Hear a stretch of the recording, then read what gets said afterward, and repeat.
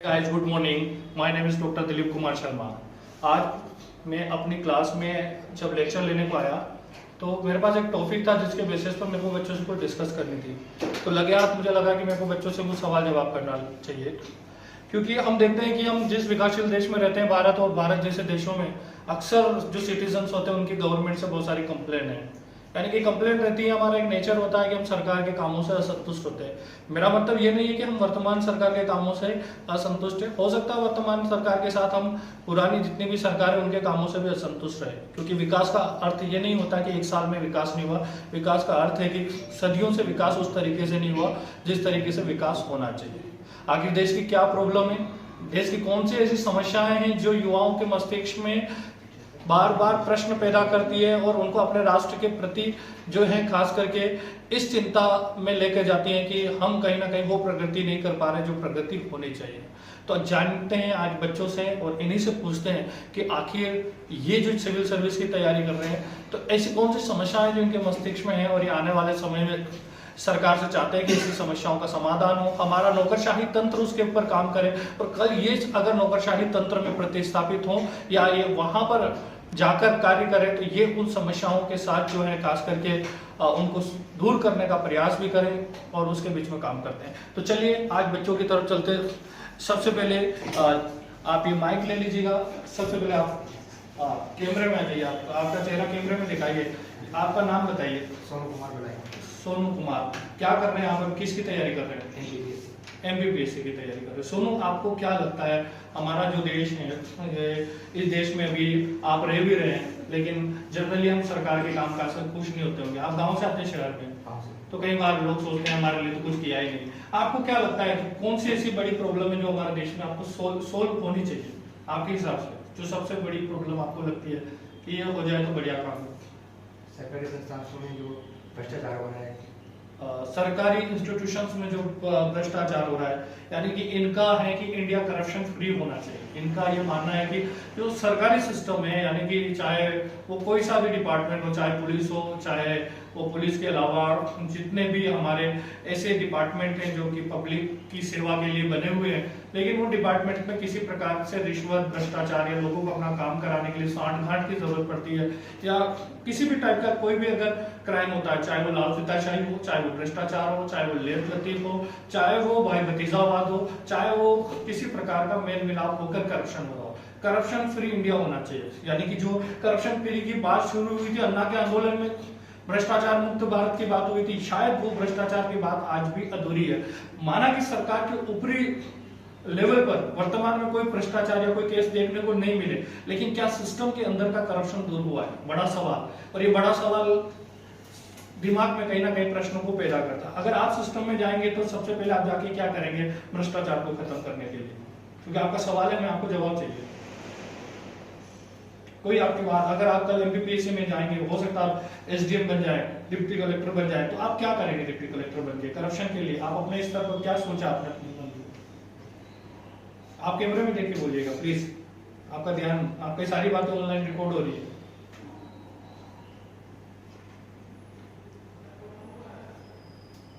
तो प्रश्न करना आसान बात है, लेकिन प्रश्नों के उत्तर देना मुश्किल बात है। आप चाहते हैं कि आप अधिकारी बनकर प्रश्न का उत्तर भी खोजें, क्योंकि पता चला कि कल आप उसी सिस्टम का हिस्सा बनकर आप भी वही कर रहे हैं जिसका प्रश्न आप कर रहे हैं। तो हम चाहते हैं कि आप उसके समाधान की बातें अपने मस्तिष्क में लाएं, सोचें, और जब आप भ्रष्टाचार को खत्म करेंगे तो शायद बेहतर होगा, और भारत में आप जहां पर रहेंगे कम से कम आपके क्षेत्र में तो सिस्टम बेहतर होगा। चलिए अब माइक दीजिएगा अगले को। आपका क्या नाम है? थोड़ा आप कैमरामैन से मैं चाहता हूँ कि आप आगे आ जाइए ताकि जो शक्ल है वो दिखती रहे। जी, मेरा नाम संदीप पाटीदार है। जी जी, आपको क्या लगता है हमारे देश में क्या प्रॉब्लम है सबसे बड़ी? हमारे देश में अगर देखा जाए तो सबसे बड़ी प्रॉब्लम है बेहतर शिक्षा नहीं मिल पाना।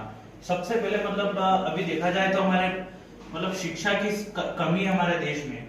मतलब इनका प्रश्न ये है कि देश में एक तो एजुकेशन की कमी है, क्योंकि लिटरेसी रेट आज भी हमारी 100% नहीं है। हमारी लिटरेसी रेट को हम देखेंगे तो काफी अभी आज भी हमारे यहाँ पर लगभग एक हाफ स्टूडेंट जो है, मतलब आप ये मान के चलिए।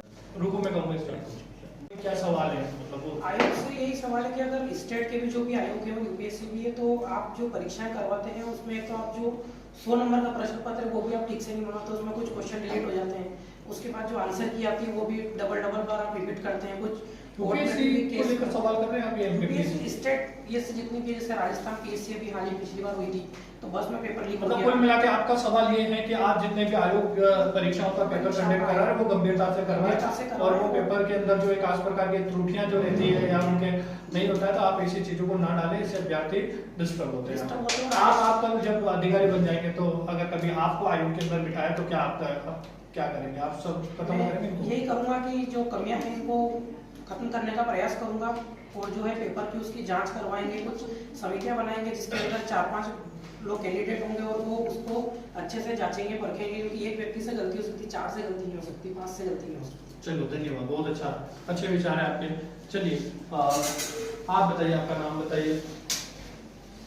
मेरा नाम ज्योति चौहान है। सबसे पहले तो आप मुझे ये बताइए कि आप एक विवाहित महिला हैं और उसके बाद आप अभी कहीं की तैयारी कर रहे हैं? यूपीएससी की यूपीएससी की तैयारी कर। तो चूंकि आप विवाहित हैं, शादी हो गई है, ससुराल से आती हैं, अगर अपने गाँव से, अपने मम्मी पापा के ससुराल से, तो मध्यम वर्गीय परिवार से हैं आप, ठीक है।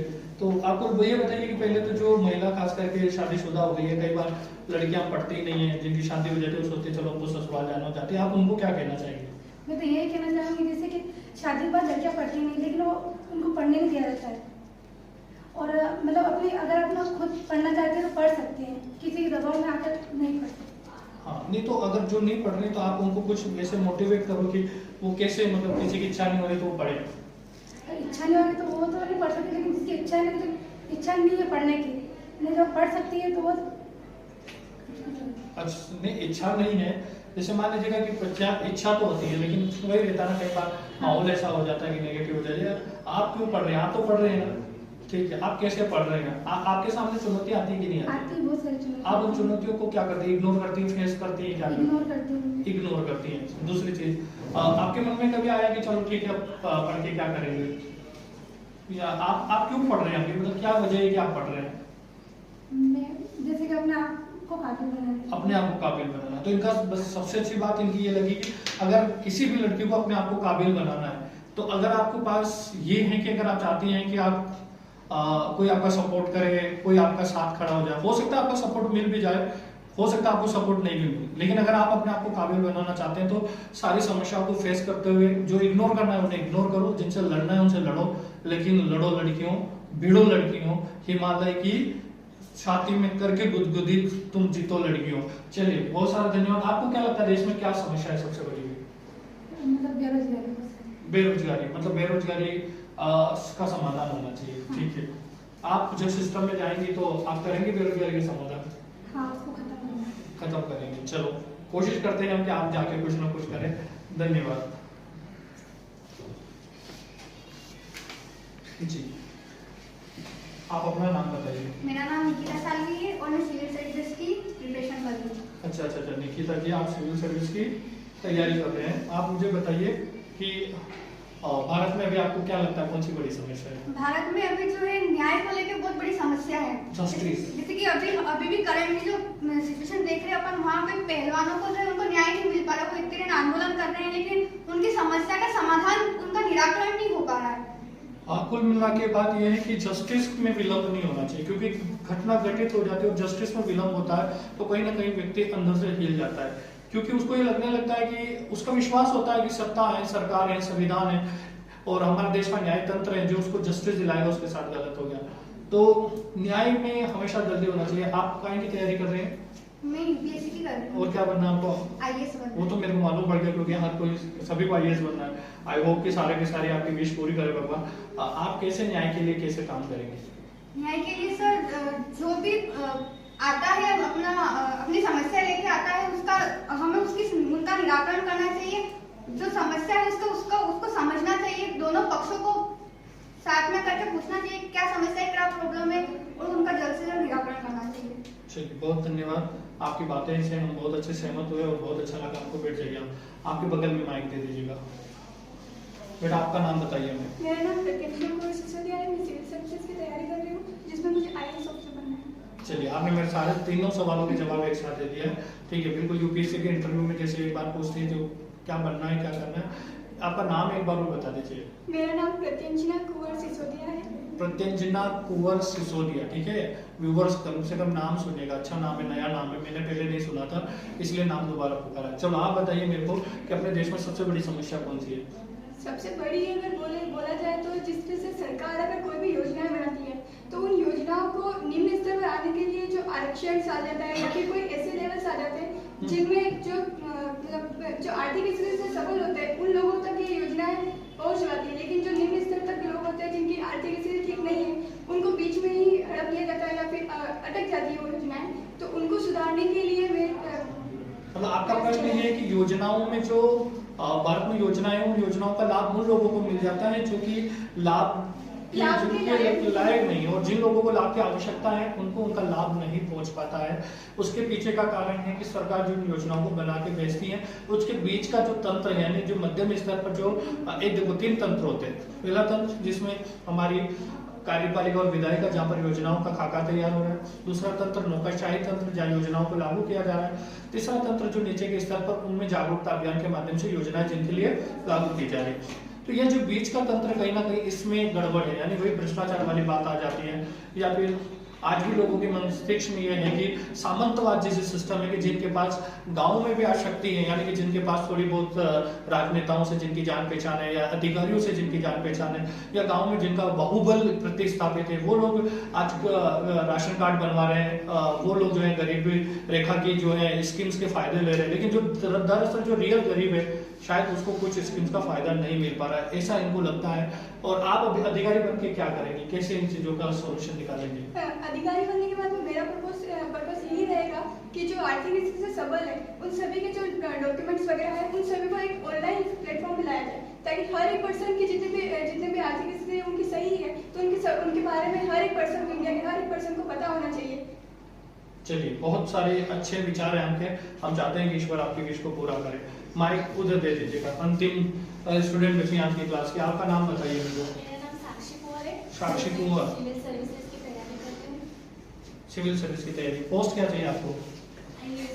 आईएएस चाहिए। आप ऐसा आईपीएस किसी को नहीं बनना, क्योंकि आईपीएस जाओगे क्राइम खत्म करोगे, चोरों को पकड़ोगे, बहुत सारा काम करोगे, लेकिन सबको आईएएस ही बनना है। ठीक है, चलो जो भी आपकी इच्छा है पूरी करिएगा। आपको क्या लगता है देश में क्या प्रॉब्लम है? देश में तो वैसे बहुत सारी समस्याएं, पर मेरे को जहाँ तक लगता है कि एजुकेशन सिस्टम में व्यावसायिक शिक्षा को अपनाना चाहिए और एजुकेशन सिस्टम को बेहतर बनाना चाहिए, क्योंकि मैंने बहुत सारी जगह देखा है मतलब शिक्षा संबंधी प्रॉब्लम है, जैसे कि खास करके मिडिल क्लास और प्राइमरी क्लास में जो है बच्चों को अगर वहाँ से उनका बेसिक सही होगा तो वो आगे उनको भविष्य में बेरोजगारी, गरीबी और जो अपराध हो रहे हैं वैसी समस्याओं वैसी अपने आप खत्म हो जाएगी। बिल्कुल सही बोल रही है बच्ची, क्योंकि बच्ची बोल रही है कि शिक्षा में व्यावसायिक शिक्षा, और व्यावसायिक शिक्षा का बहुत योगदान होता है। व्यावसायिक शिक्षा का अर्थ होता है कि देश में नए नए उद्यमी पैदा होंगे, नए नए एंटरप्रेन्योर निकलेंगे, और वो अगर उनको उनकी जो प्राइमरी मिडिल एजुकेशन होती है और उसी दौरान अगर उनके मस्तिष्क में ऐसी बातें बिठा दी जाए कि उनको आने वाले समय में कुछ अच्छा करना है, बड़ा करना है, स्वयं स्टार्टअप शुरू करना है, जिससे वो दूसरे लोगों को भी नौकरियां देंगे, तो निश्चित एक व्यावसायिक शिक्षा के माध्यम से भारत में बेरोजगारी जैसी समस्याएं खत्म हो पाएगी। आप अधिकारी बन के क्या करोगे? सबसे पहले कैसे क्या काम करोगे अगर आपको मौका मिलता है? शिक्षा के क्षेत्र में जैसे कि ये बेसिक से जो स्टूडेंट है, जैसे प्राइमरी और मिडिल क्लास स्कूल में, जैसे कि टीचर लोगों का भी बहुत सारा योगदान रहता है कि वो बहुत सारे मतलब कि भ्रष्ट होते हैं, और सरकार को उन पर मतलब सख्ती बरतनी चाहिए और उनको स्किलफुल शिक्षा देनी चाहिए और शिक्षा प्रणाली में सुधार करके। चलो, बहुत सारा धन्यवाद। तो गाइस, ये थे हमारे स्टूडेंट जो यूपीएससी की तैयारी कर रहे हैं और जो भी आईएएस बनना चाहते हैं। आईएएस बनने के साथ इनके मस्तिष्क में जो सवाल थे वो आपने भी सुने, और उन सवालों के पीछे इनके मस्तिष्क में देश के लिए क्या करने की इच्छा है वो भी आपने सुनी। आप सभी इस वीडियोस को देख रहे हैं, आप भी भारत के नागरिक हैं। मैं आप तक नहीं पहुंचा, लेकिन मेरा वीडियो आप तक पहुंचा है। आप मुझे कमेंट बॉक्स में कमेंट करके बताइए कि यदि आपको भारत की किसी समस्या को समाधान करने की अगर आपकी इच्छा है तो भारत की उस समस्या का समाधान आप कैसे करेंगे।